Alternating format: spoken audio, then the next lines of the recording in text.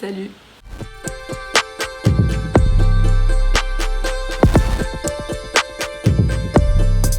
Comme le titre l'indique, j'aime pas Noël, donc vous allez pas trouver des recommandations de lecture pour Noël. C'est pas du tout mon truc. Ça me donne des boutons rien que de voir les étals de librairie avec les romances de Noël.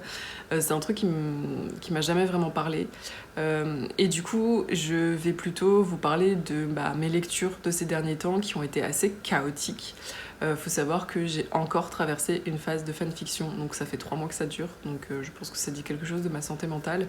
Et là, ça y est, j'essaye de faire une pause. J'en ai lu une 50aine au total, ce qui est énorme. Je sais, c'est pas très sain. Le but, c'est pas de vous faire en mode « Ah, je suis une grande lectrice ». Non, j'ai conscience que c'était pas le meilleur move qu'on puisse faire. Mais du coup, j'ai lu quand même d'autres titres et j'avais envie d'en parler un petit peu pour pouvoir repartir aussi du bon pied et prévoir mes prochaines vidéos. Donc on va en parler tout de suite. C'est un format un peu vlog, ça va. Voilà, j'ai essayé de filmer mes réactions à chaud à chaque fois. Donc let's go!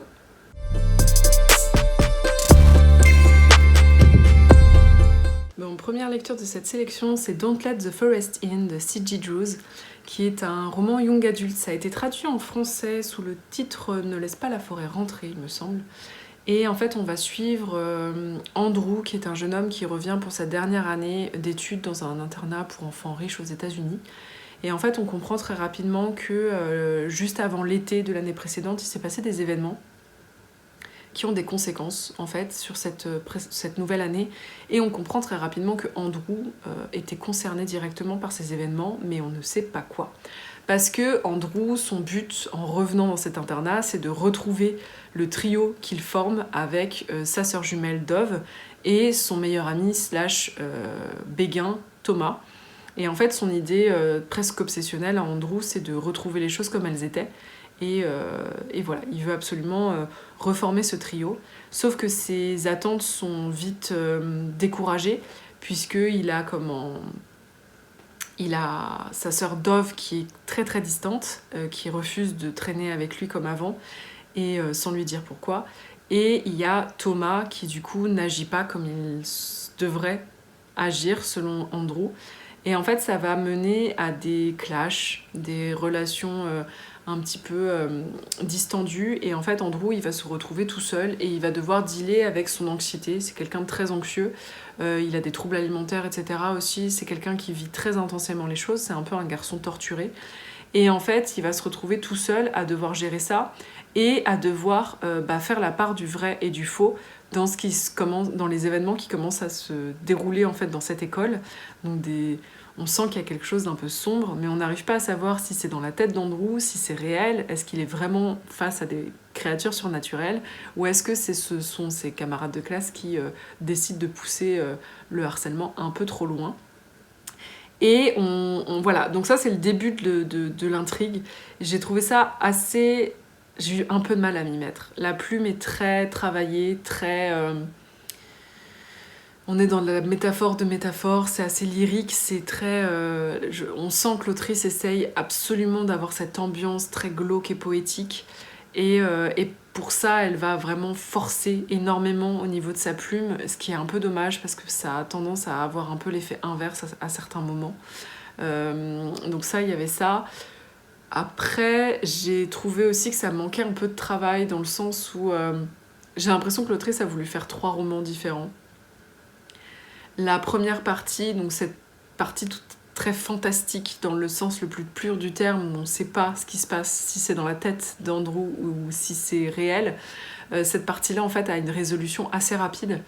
Et je suis pas mécontente avec ce qui se passe ensuite parce que j'ai bien aimé cette partie. J'ai trouvé que l'autrice avait fait un choix intéressant, c'était chouette, moi j'ai bien aimé. C'était très sombre, mais j'ai quand même bien aimé. Le truc, c'est que pour moi, c'est comme s'il n'y avait pas de lien en fait entre cette première partie et cette deuxième partie. J'ai l'impression de rentrer dans un ouvrage différent et je trouve ça un peu dommage parce que ça aurait peut-être été bien d'avoir un meilleur équilibre, peut-être d'avoir une meilleure transition entre ces deux parties. Et elle recommence en fait cette erreur à la fin. Il y a un plot twist que moi j'avais plus ou moins vu venir qui en fait transforme le récit en une autre chose, et j'avoue que pour le coup, là j'ai été beaucoup moins convaincue, parce que pour moi c'est pas vraiment cohérent avec ce qui se passait juste avant. Il y a beaucoup de choses du coup qui sont un petit peu... Enfin, métaphoriquement, j'ai pas tout compris, et j'étais un peu en mode, bah c'est dommage, parce que on se retrouve avec quelque chose qui aurait pu être vraiment banger, et en fait on se retrouve avec quelque chose qui a du mal à faire du lien entre toutes ces parties, donc ça c'était un peu moins bien. Et du coup, dernière chose aussi qui m'a gênée, c'est qu'on est sur une représentation asexuelle. Donc Andrew est un jeune homme asexuel, et en fait il l'explique, il a des conversations avec d'autres personnes queer, donc ça c'était un peu cool. Et en fait à un moment donné il explique que il est quelqu'un qui n'a aucun crush, et du coup c'est pour ça qu'il est asexuel. Et j'étais... Alors non, le fait de ne pas avoir de crush ou de béguin, c'est pas de l'asexualité, c'est de l'aromantisme. Et en fait, l'aromantisme et la sexualité sont décorrélés. Parfois, on peut être à la fois aromantique et asexuel. C'est le sigle aro-ace, enfin le terme aro-ace qu'on peut croiser dans les milieux queer. Mais on peut être aromantique et pas asexuel, comme on peut être asexuel et pas aromantique. Et donc j'ai trouvé ça dommage, parce que la sexualité est un fonctionnement qui est assez mal représenté en littérature, qui est très peu aussi représenté en littérature, et du coup je trouve ça dommage de passer à côté de ça, de cet aspect-là, juste alors que potentiellement une relecture par une personne asexuelle, voire aro-ace, aurait pu aider à mettre le doigt sur cette discordance. Voilà. La représentation en tant que telle, je peux pas trop vous en parler puisque je suis pas concernée, donc je peux pas vous dire si c'était une vraie bonne représentation. Il faut juste savoir que ce sont des spectres, donc il n'y a pas deux personnes asexuelles qui se ressemblent finalement. C'est le cas de beaucoup de choses, mais là en l'occurrence c'est encore un peu plus particulier, puisque ce sont vraiment des spectres qui se placent sur pas mal de critères, et du coup je peux pas vous dire si c'est une bonne représentation ou une mauvaise représentation. J'ai trouvé que c'était parfois un peu incohérent, mais en même temps quand on est queer on n'est pas très très cohérent. Et du coup il y a des choses qui peuvent faire sens quand en plus c'est un adolescent qui se découvre. Voilà, pour moi ça peut avoir une explication, mais je saurais pas vous dire si c'est la meilleure explication qu'il puisse y avoir. Toujours est-il que cette lecture, j'ai l'impression de vous l'avoir beaucoup descendue, mais au final, pour moi, c'est une lecture qui respire vraiment l'automne.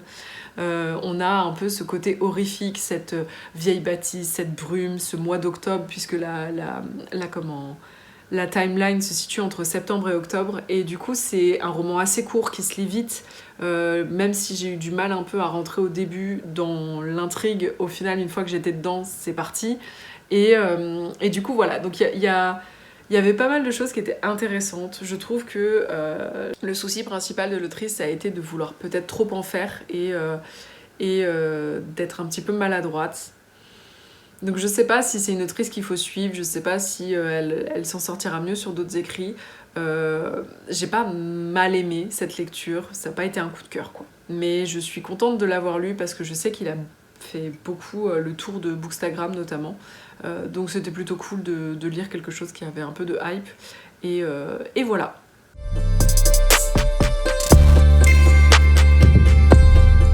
Je viens de terminer The Eyes Are the Best Part de Monica Kim, qui a été traduit en français sous le titre Les yeux sont un morceau de choix.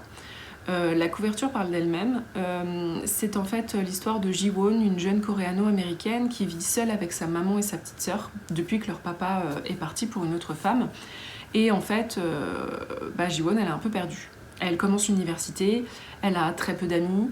Sa mère fait la rencontre de George, qui est un mec qu'on va très vite comprendre que voilà, c'est pas un mec bien. Et elle a surtout une obsession grandissante pour les yeux. Ça devient de plus en plus... Ça devient vraiment très glauque, très obsédant, elle ne pense qu'à ça. Et du coup, voilà. Et en fait, en soi, ça aurait dû me plaire, parce qu'il y a vraiment tout un aspect politique qui parle de fétichisation des femmes asiatiques, qui parle aussi d'immigration, d'inclusion dans la société américaine. Y a une grosse critique qui est faite aussi sur les performative males, donc les gars qui se font passer pour des mecs féministes juste pour pouvoir choper, globalement. Il y a des petits indices sur peut-être une homosexualité de la narratrice. Enfin, il y a plein de choses qui sont en soi assez intéressantes, mais je trouve que l'exécution pêche. Le rythme, pour moi, il est aux fraises. C'est très long à se mettre en place. Alors, ça pourrait marcher pour faire monter la tension, parce que c'est aussi le but quand on fait de l'horrifique, c'est de faire monter cette tension jusqu'à un point de rupture.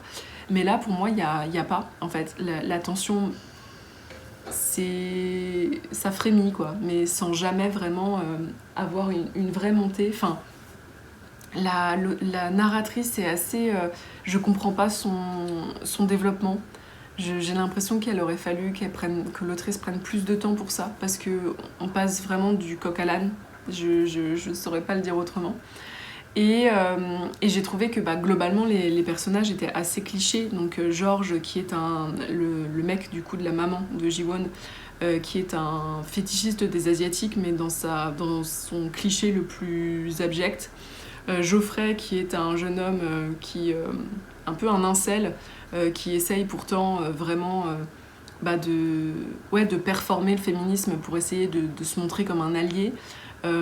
C'est vraiment des clichés qui sont poussés très loin et ça manque de subtilité selon moi. Et surtout la fin, j'ai pas du tout compris la fin. On a un plot twist qui sort de nulle part, qui je pense était une tentative d'expliquer certaines choses mais qui n'explique finalement rien. On a Ji-won qui du coup a une... Enfin, je sais pas comment l'expliquer, mais la fin pour moi était vraiment bâclée et vraiment...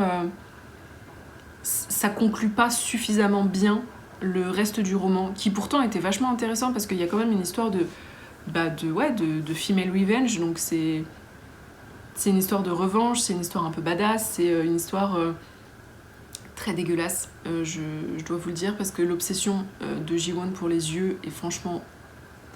Et pour la petite histoire, moi j'avais, quand j'étais petite, une de mes grandes phobies, c'était qu'on fasse quelque chose à mes yeux, et ça m'a duré très très longtemps. Donc j'avoue qu'il y avait certains passages, j'étais en mode... berk. Mais en dehors de ça, j'ai pas entièrement accroché, donc pour moi, ouais, c'est un livre un peu moyen. Je pense qu'il peut plaire. Moi, il me manquait des choses. Je pense que ça aurait pu aller encore plus loin et ça aurait pu être plus équilibré dans sa narration.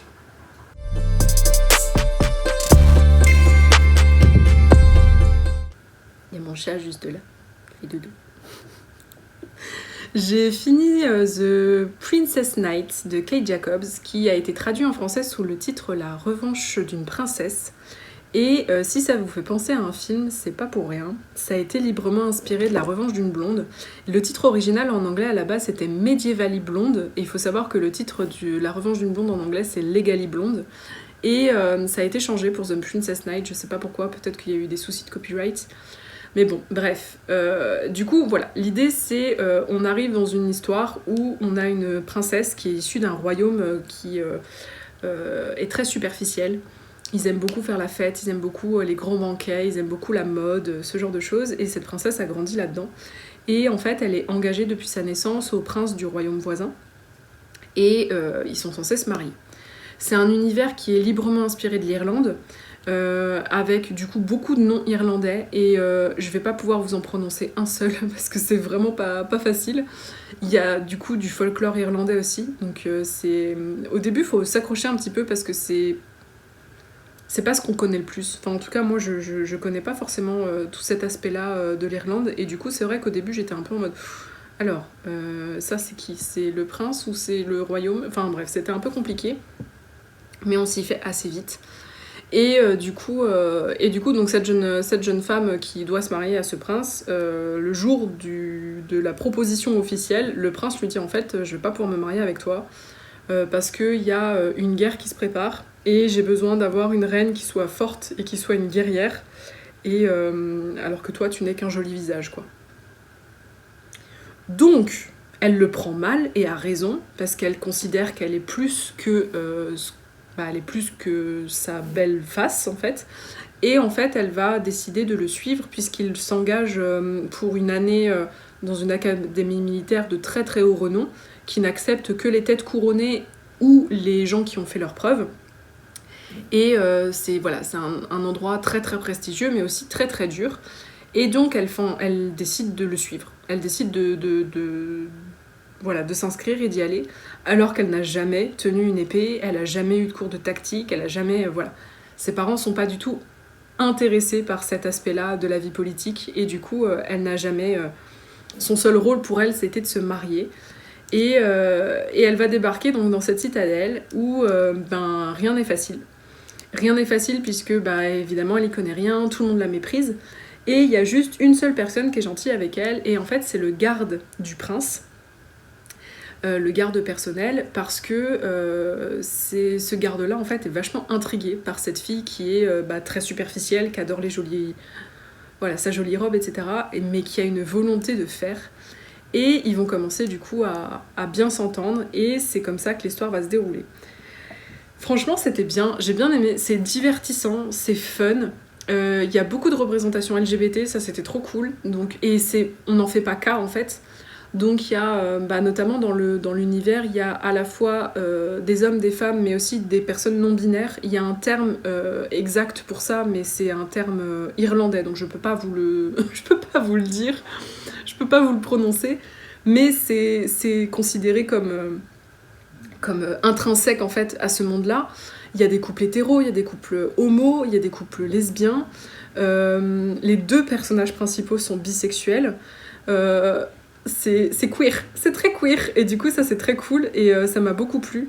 Après, si j'ai des critiques à émettre, je trouve qu'il y a assez peu de recherches faites sur l'intrigue, en fait, parce que c'est assez téléphoné. J'avais vu les plot twists vraiment dès le début. Il y a des choses, ça manque un peu d'enjeu, du coup, il n'y a pas vraiment de suspense. Enfin, j'ai trouvé ça manquait un petit peu. Au niveau des relations, ça va un peu vite aussi, on n'a pas trop le temps de voir ça se développer, c'est assez superficiel. Le tout aurait mérité d'être un peu plus creusé, et je dis ça alors que le machin il fait 500 pages, mais le tout aurait pour moi mérité d'être un peu plus creusé. Mais c'était divertissant, c'était cool, j'ai bien aimé cette idée en fait de prendre un monument de la pop culture et d'en faire une version romantasy médiévale. Enfin, j'ai trouvé ça très chouette. Donc j'aurais bien aimé que ça aille encore plus loin. Ce qui était assez étonnant, c'est que c'est un one-shot, donc c'est un roman qui n'aura pas de suite, alors que, je trouve que ça n'a pas été géré comme tel, donc c'est ça qui m'a un peu étonnée. J'étais persuadée qu'on allait avoir un tome 2, mais je vais pas me plaindre, parce que je suis la première à dire qu'il nous faut des one-shots et qu'on en a marre des séries, donc je vais pas me plaindre. Mais du coup, voilà, donc il y a d'un côté mon moi rationnel qui se dit c'était pas le meilleur livre que j'ai lu, il lui manquait plein de choses pour être vraiment un très bon livre, et il y a de l'autre côté la personne qui a lu tout son dimanche et qui s'est vraiment amusée en fait. Et du coup voilà, si vous cherchez quelque chose d'un petit peu qui repose le cerveau, comme La Revanche d'une blonde finalement, avec des messages un peu sympas derrière, je vous le conseille, il est plutôt chouette.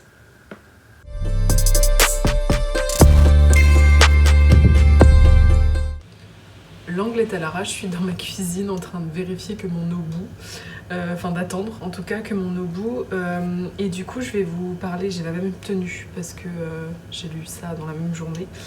Je vais vous parler de Lagos de Nadia Dam. Je l'ai vu dans une conférence qui avait été tenue par le festival Dangereuse Lectrice à Rennes, qui était vachement intéressante. Je sais plus, je crois que c'était sur la transmission.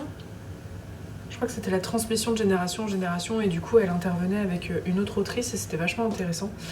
Et en fait, la copine qui m'accompagnait a acheté le livre et l'a fait dédicacer à la fin de la conférence. Et du coup, elle me l'a prêté pour que je puisse le lire. Il est assez court, il fait 115 pages.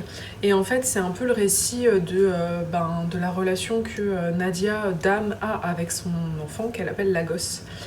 Qui est une jeune fille et qui... Alors, j'avais très peur de ça, mais en fait, la jeune fille a lu le livre avant qu'il soit publié, donc elle a pu mettre son droit de veto s'il y avait besoin.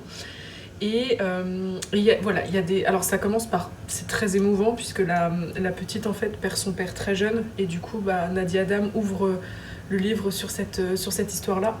Et il y a des moments où elle parle de son rôle de mère, de son rôle de femme, de la différence qu'elle voit entre son adolescence et l'adolescence de sa fille. Il y a pas mal d'anecdotes qui sont un peu le reflet, je dirais, d'une société. Elle se fait un petit peu aussi la voix des mères imparfaites, et j'ai trouvé ça assez rafraîchissant, mais j'avoue que il y a aussi une partie de moi qui... Je sais pas, je pense que j'ai un gros souci avec la figure de la mère, donc peut-être qu'il faudra que j'en parle en thérapie. Mais j'ai toujours un peu de mal avec les récits de maman, puisque je sais qu'il y a une énorme injonction sociétale sur le fait d'être une mère parfaite, sur le fait de ne jamais faire d'erreur, sur le fait d'être voilà, toujours présente, toujours cajoleuse. En plus, avec les réseaux sociaux, aujourd'hui, on a une injonction à la parentalité positive pour casser un petit peu les schémas. Et il y a des choses très intéressantes, effectivement. Et je comprends que ce soit trop lourd à porter quand on est mère, puisque on reste des êtres humains, on fait des erreurs. On arrive aussi avec son paquet de traumas. Mais voilà, il y avait pas mal de choses très intéressantes. Je trouvais ça assez court, dans le sens où il y a peut-être des points qui auraient mérité d'être un petit peu plus développé à mon sens. Après, je vais pas mentir, la voix, la plume en tout cas de Nadia Dame me fait beaucoup penser aux meufs bobo parisiennes. C'est pas... Voilà, ce qu'elle est un petit peu, donc c'est sûrement aussi le reflet de ça. Il y a une oralité, aussi une recherche du style qui parfois est un petit peu particulière. Mais en vrai, ça touchait pas mal de sujets, c'était assez intéressant. J'ai eu une ou deux anecdotes qui m'ont tiré un petit peu les larmes parce que ça reste très émouvant à lire. Mais c'est pas forcément le genre de récit vers lequel je serais allée. Là, je me suis vraiment laissée porter par la recommandation de ma pote et par le fait que j'ai vu l'autrice en conférence et qu'elle était vachement intéressante. Voilà.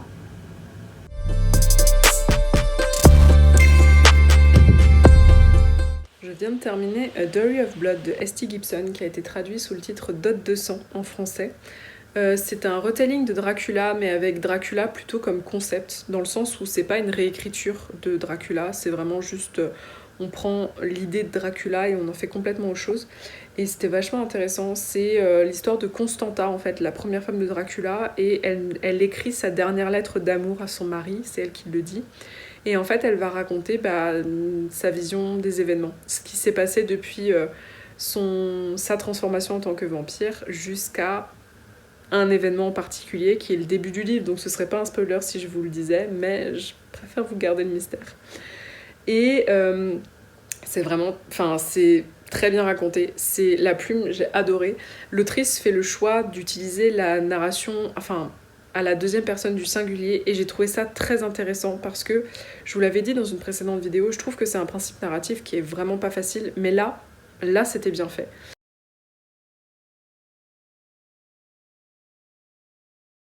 J'ai beaucoup aimé ça, et il y a un autre principe aussi que j'ai trouvé très très intéressant, c'est que Constanta refuse de nommer Dracula, donc on ne sait pas que c'est Dracula. On le devine grâce aux indices de l'histoire, et on le devine aussi parce que le résumé le dit, mais en dehors de ça, Dracula n'est jamais nommé.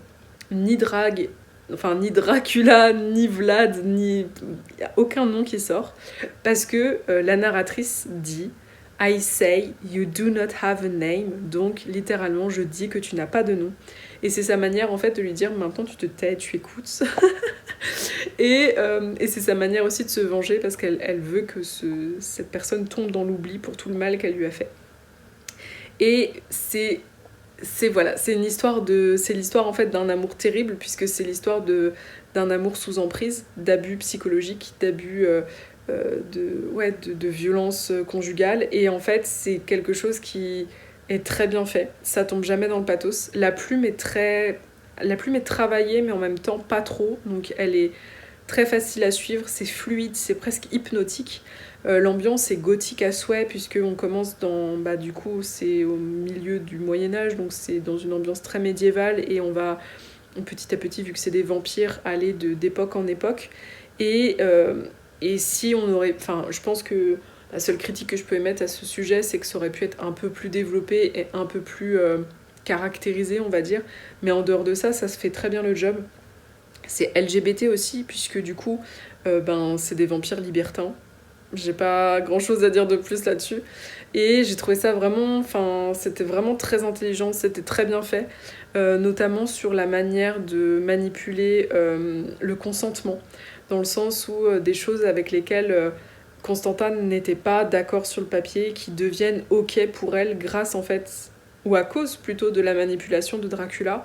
Et c'est des choses comme ça que j'ai trouvé très intéressant, enfin, c'est très réaliste. Sans vouloir rentrer dans les détails, c'est très réaliste et du coup j'ai trouvé ça très pertinent et ça m'a beaucoup plu. Enfin, autant que peut l'être un récit de violence conjugale, enfin je veux dire, c'est pas génial, mais c'est vraiment bien fait, c'était intéressant.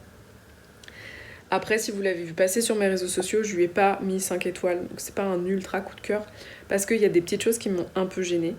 La première, c'est l'épilogue. Alors, je pense que je vois pourquoi l'autrice a choisi cet épilogue.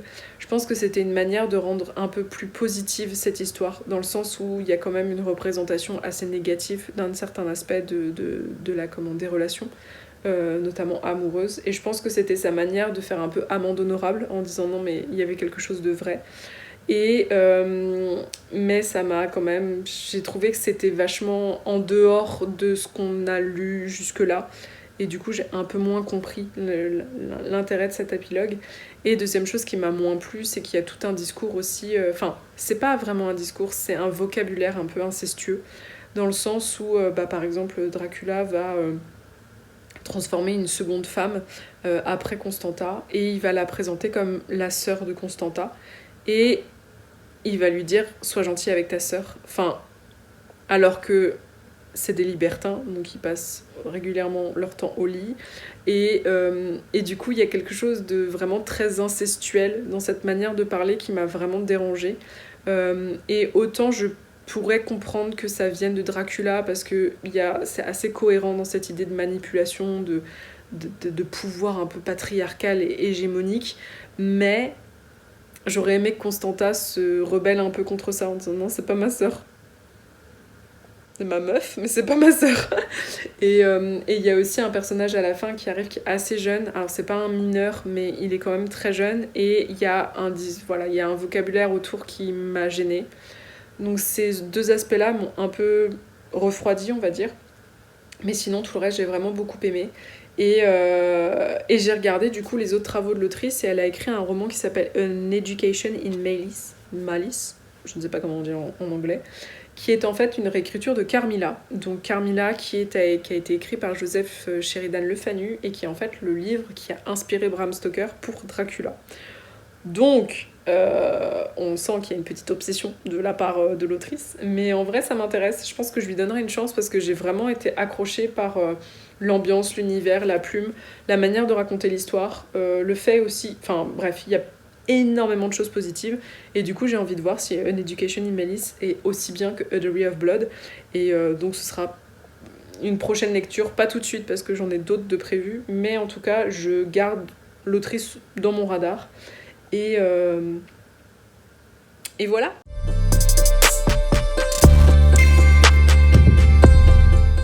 Je change encore de cadre, j'essaye de capter un maximum la lumière naturelle parce que c'est pas évident en ce début d'hiver. Je viens de terminer Chienne de garde de Dalia de la Cerda. C'est un livre que j'avais pas du tout prévu de lire. Je me suis baladée en librairie et en fait j'ai été attirée par la couverture, la typo et le rose fluo. Je peux pas vous dire autrement. Et du coup, j'ai lu vite fait quand même le résumé, j'ai vu que ça parlait de femmes fortes et je me suis dit, allez, let's go, ça me donne envie. Et du coup, je viens d'en terminer la lecture. Et alors, je pense que si je vous en avais parlé au tout début de ma lecture, je vous aurais dit, je suis pas convaincue. Les premières nouvelles, parce que c'est un recueil de nouvelles, les premières nouvelles me convainquaient pas forcément. J'avais un peu de mal avec le style, j'avais un peu de mal avec la plume. Je voyais un peu l'univers de l'autrice et il me parlait pas forcément des masses parce qu'il est très, très éloigné du mien. Et en fait, plus j'ai avancé dans ce recueil de nouvelles, plus je l'ai aimé. J'ai adoré le fait que certaines nouvelles se répondent. J'ai adoré le fait que l'autrice en fait prenne son temps. C'est très drôle parce que c'est un recueil de nouvelles, donc potentiellement on pourrait les lire de manière très indépendante et c'est le cas. mais il y a une espèce de construction et de montée en fait dans ce recueil. Il y a vraiment un fil rouge et ça je trouve ça super intéressant. C'est pas toujours le cas, mais là ça l'était. Et en fait on finit en apothéose sur les nouvelles les plus difficiles. L'autrice parle vraiment de la condition des femmes au Mexique. Il faut savoir que d'après ces statistiques, il y a 7 femmes par jour qui meurent au Mexique et qui meurent pas dans des conditions naturelles, donc elles sont plutôt assassinées. Souvent elles subissent des agressions, de la torture, enfin voilà, donc c'est très très difficile à lire, surtout sur la fin. Les dernières nouvelles sont particulièrement prenantes. Moi, elles m'ont fait très mal au cœur, mais je pense que quand on est une femme, on a forcément mal au cœur quand on lit ce genre de choses. Du coup, voilà. Donc c'était très poignant, très fort. J'ai beaucoup, beaucoup, beaucoup aimé la dernière nouvelle qui conclut ce recueil d'une manière exceptionnelle, avec justement un lien. Moi, je vois le lien qui est fait entre toutes les histoires qui ont été racontées et l'autrice, en fait. Franchement, je m'y attendais pas. Je m'y attendais pas. Je vous en aurais parlé, comme je vous le disais, au début, après la première ou la deuxième nouvelle, je vous aurais dit, je pense que ça ne le fera pas. Je pense que ça va pas être un coup de cœur. Et là, en fait, c'était génial. Je suis en train de me dire, je vais peut-être même réviser ma note parce que sur mes réseaux de lecture, je lui ai mis 4, mais j'ai presque envie de lui mettre un 5. Non, je vais le laisser à 4 parce qu'il y avait quand même des histoires qui étaient pour moi un peu inégales, des choses qui étaient un petit peu particulières. Une histoire aussi dans laquelle l'autrice n'a pas forcément adressé le racisme de son personnage, du personnage qui narrait à ce moment-là. J'ai trouvé aussi qu'il n'y avait pas forcément beaucoup de changements dans la voix. Elle raconte différentes histoires avec différentes manières de le faire, mais c'est toujours un peu la même chose au niveau du style. Donc ça manquait peut-être un peu de variété pour moi, mais en dehors de ça, c'est très puissant, hein, c'est très puissant et vraiment, je m'attendais pas à aimer autant. C'est aussi une ode et une chanson d'amour pour toutes les femmes qu'on considère comme vulgaires, qui sortent un peu des codes, qui s'habillent de manière sexy, qui cherchent à séduire. Et je trouve que c'est assez... Enfin, c'est pas que c'est rare, mais ces dernières années, je trouve que ça fait moins partie du discours féministe, en fait. Et alors que c'est tout aussi important. Donc voilà, vraiment, c'était très chouette. Il faut faire confiance au process. Et il faut pas avoir peur de lire du trash, mais une très bonne surprise.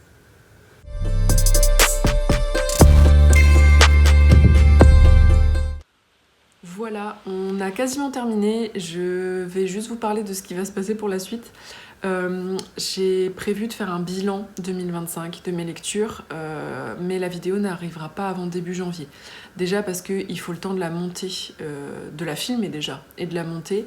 Mine de rien, j'ai lu pas mal cette année, donc ça va prendre un petit peu de temps. Mais il y a surtout que j'ai envie d'attendre le 31 décembre 23h59 parce que je compte continuer de lire là pour les 15 prochains jours à peu près. Et on n'est pas à l'abri d'un nouveau coup de cœur ou d'un nouveau coup de gueule. Donc j'ai envie d'attendre, d'être sûre d'avoir vraiment finalisé mon année avant de vous faire un bilan. Je sais pas s'il y aura d'autres vidéos entre temps, je pense pas. Il y a quelques idées qui m'ont été données sur Instagram quand j'ai posé la question et que je trouve vachement intéressantes, donc ça arrivera peut-être en janvier, mais là pas tout de suite. Et du coup voilà. Donc je sais pas si je ferai peut-être une vidéo en décembre pour mes dernières lectures, ou alors je sais pas. On va voir comment ça se passe. Ça reste assez chaotique, ça reste assez amateur cette chaîne, donc je fais ce que je peux avec ce que j'ai. Mais voilà, merci de m'avoir suivi et puis on se dit à la prochaine. Salut!